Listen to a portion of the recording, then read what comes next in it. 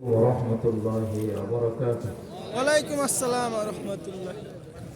إن الحمد لله نحمده ونستعينه ونستغفره ونؤمن به ونتوكل عليه.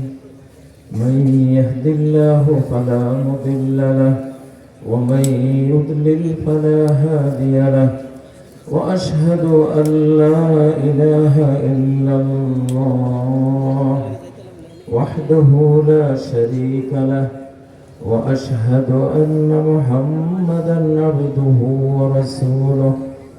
أما بعد فإن خير الحديث كتاب الله، وخير الهدي هدي محمد صلى الله عليه وسلم، وشر الأمور محدثاتها،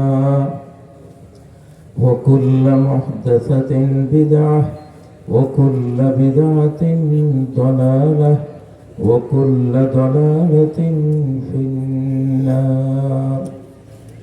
أعوذ بالله من الشيطان الرجيم. بسم الله الرحمن الرحيم.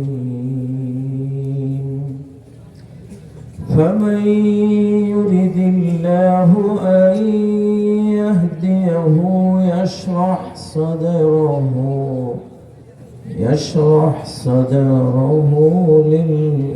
للإسلام. أفمن شرح الله صدره للإسلام فهو على